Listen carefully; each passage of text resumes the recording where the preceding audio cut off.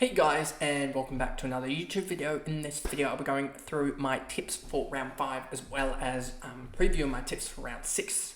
So before we get into the video, remember to like and subscribe, turn the notification bell on so you know when I upload, and let's get into the video. So first of all, on Thursday night we had the Melbourne versus Brisbane game. I said Melbourne by 19, 18, whatever. I think it was somewhere around that margin, and they ended up losing by 22, so I was like 40 points off. I may have tipped 19 in the video, but tipped 18 or whatever on the website, so something or other like that. Then you go to the Friday night game as well, the Western Bulldogs versus Essendon game. I had no trust in the Essendon Football Club, and they've turned out and won again, so they're up to 9th place now, 3-2, I believe. But yeah, they're going all right. So I said Western Bulldogs by 26, and Essendon ended up smashing home and winning by 29 points, even though they were absolutely depleted, Essendon, so don't know how they pulled it off, to be honest with you. But I'm surprised. If Luke Beveridge loses this week, it could be very, very worrying, to be honest with you. Saturday, we have GWS against St Kilda. I said GWS by 16. I thought that was pretty comfortable. And then St Kilda went in the last quarter and kicked something like 5-1 or whatever in the last. Especially in the last about 5 minutes, they went bang, bang, bang. And it got to a point with about, was it 30 seconds left or a minute 30? And I thought there were a genuine chance with the momentum that St Kilda had to run them over. But in the end, GWS got the job done by a point, so happy to get that tip right. Then we go over to Marvel Stadium, Carlton against Adelaide. Adelaide won by 2 in the end. And I tipped Carlton by 38, and that was a bad tip. Carlton, Adelaide, I was surprised Nix decided to change it up in that midfield, and it worked. So a lot of people, that Adelaide midfield looks a lot better now with Saligo in there, as well as the likes of a Rankin, I think, was in there a little bit. Rochelle, I think, got 10% or so. And just the decrease of Laird, Crouch and Dawson to a combined percentage of around about 120-130% usage, rather than the 240 to 250% that they were using beforehand.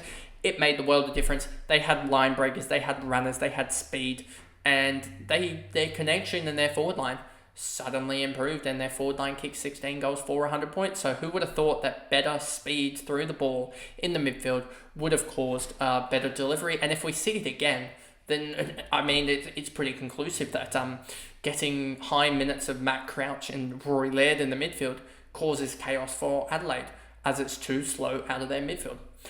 Then we move over to Adelaide Oval in the night game, 7:30. Port Adelaide defeated Fremantle by 3 points. I had Port by 14. I thought this was, did I watch this game or did I not? No, I had a presentation night, so I didn't end up watching these, but I did see the sort of fallback of these, and yeah, that was apparently a pretty good game. Freo stuffed it up. They had a lead with, I think, about 3 minutes to go maybe. Centre bounce. Port Adelaide just run straight through the centre with their speed, get it on the boots of Rosie, and Rosie gets it deep in there for an entry, and they kick a goal from that.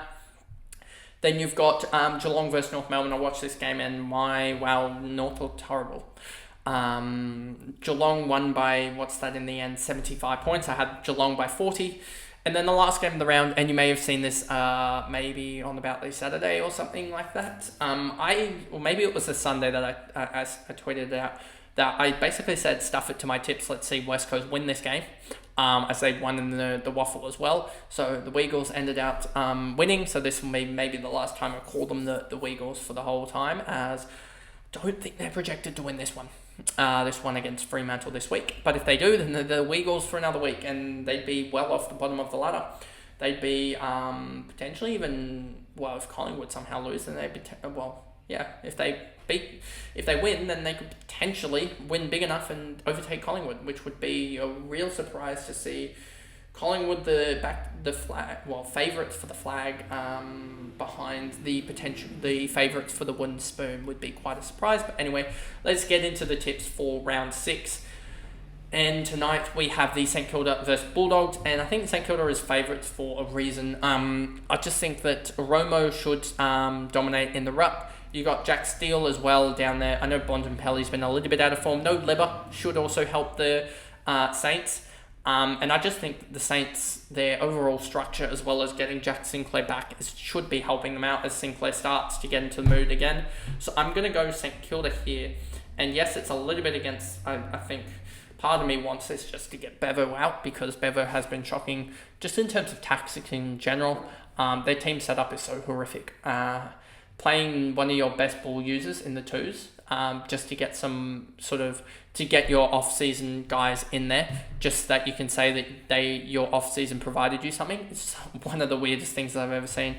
So I'm going to say St Kilda by 17 points, I reckon.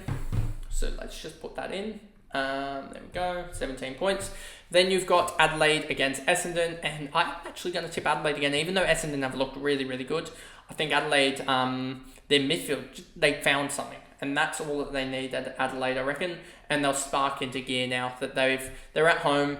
I think that if they get Rochelle and Rankin going again, I think I said in the review, the AFL Fantasy review of that game, that I wanted Rochelle and Rankin to have 50 and 3 between them. That was a very, very overestimation of what they actually needed. But if they can get 50 and 3 out of those two, Adelaide Oval will literally almost melt down because it'll be that loud. So yeah, 40 and 3 out of those two I think will win them the game. And yeah, especially if you have Soligo putting in 25 touches a game as well. Jordan Dawson I think can regain that form again. And also you have no Matt Crouch, so it'll be interesting what they do in that midfield. For fantasy purposes, I wouldn't be touching that midfield at all. None of those guys interest me at all, especially with only Laird and Dawson being on this week that actually can probably consistently score.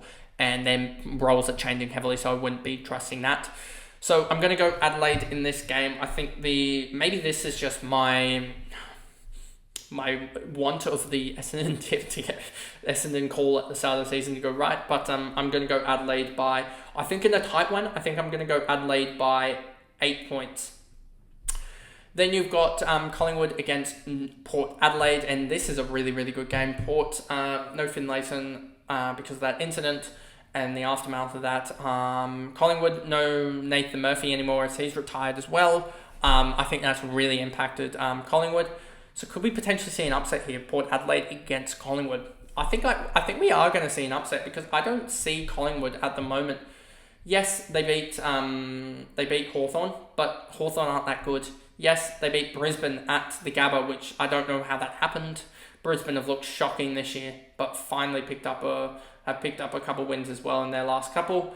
Collingwood off the bye, but Port off a huge performance against Fremantle, winning as well as smashing down Essendon, and have only really lost to Melbourne in a tight one where Melbourne got some late calls, and they've beaten pretty much anyone that's come in their path. So I'm going to go Port Adelaide here, and I'm going to go Port in an upset by 14 points at the G.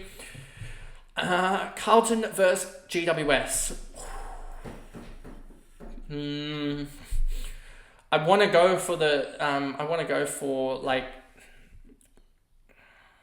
part of me wants to go Carlton, but part of me also wants to go GWS. I'm going to get this tip wrong, I can tell you right now. Whoever tip here is going to lose. Carlton at home.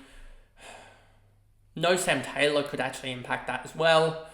I'm going to go Carlton in an upset again, just because of Sam Taylor, and I don't see them really, even though GWS have a really good defensive unit, I'm worried about how their third intercepting defender is going to have to step up and be that lockdown defender on both Mackay and Curnow. So I'm really worried that Sam Taylor's out from last week's concussion is really going to have an impact on Carlton, on GWS and their defensive structure. I think they're going to have to put an interceptor in a lockdown role, and that generally doesn't work too well. So I'm going to go Carlton by another close one by 13 points. Brisbane against Geelong. We have a lot of close games this week. A lot of evenly matched games here.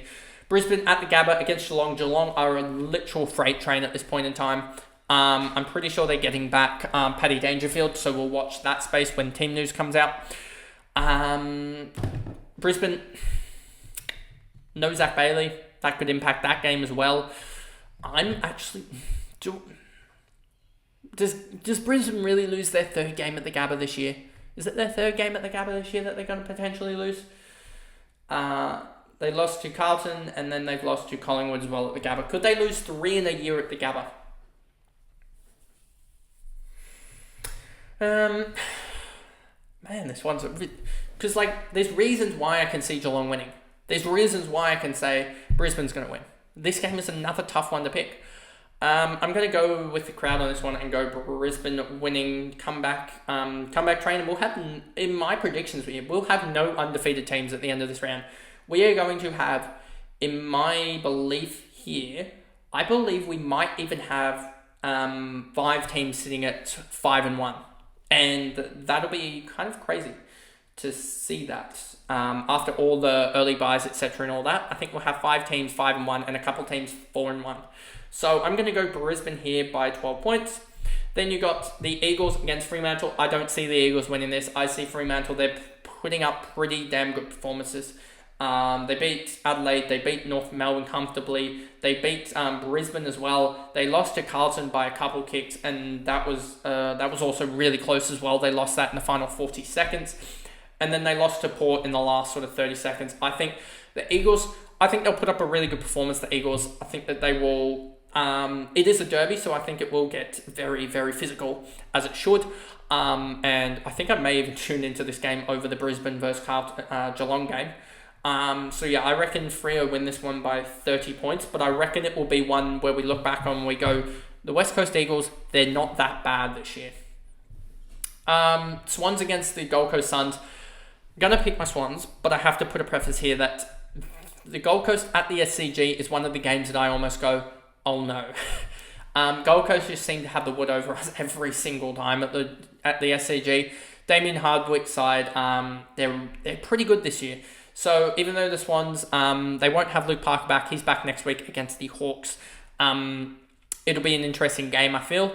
I think that the Swans, if the Swans can put their skills to good use and kick the ball at the average that they were doing in the first couple of weeks, they'll blitz the Gold Coast Suns away. But if Gold Coast can apply the pressure, Swans are probably going to crumble. I'm going to go the Swans in a tightish one by 18 points. And then we got to North Melbourne against Hawthorn. Hawthorn looked pretty pathetic, wasn't it, against the Gold Coast. Looked alright against Collingwood. Looked really pathetic against Geelong as well. Smashed by Melbourne and smashed by Essendon. It's hard because I'm wondering if North gets off the mark here and we're really looking at potentially the Hawks being bottom of the ladder after round 6.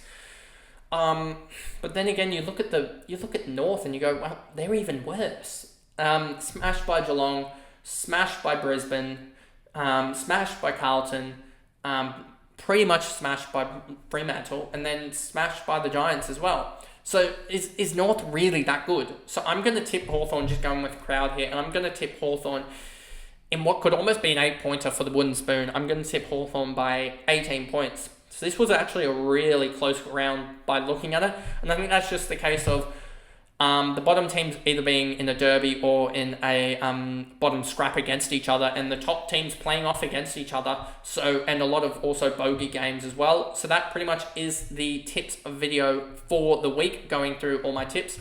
And I guess I will see you guys in the next video, which will be back to the AFL Fantasy team game reviews that will go on eventually. They will go on, and we've got a very, very quick turnaround, so you may see, just a reminder that you will see videos pushed forward a little bit, and you will see a lot on the Tuesday rather than the one. You'll probably see cash cows and trade targets on the Tuesday, so that on the Wednesday I can get the videos in for the before the Wednesday night game. We have a Wednesday night game for some reason. So yeah, that'll be interesting, but that'll be just a reminder that that'll all push forward to get all those videos in time. And yeah, it's going to be a massive Tuesday for me when I get down to it. But anyway, that's the video, and I'll see you guys in the next one. Bye, guys.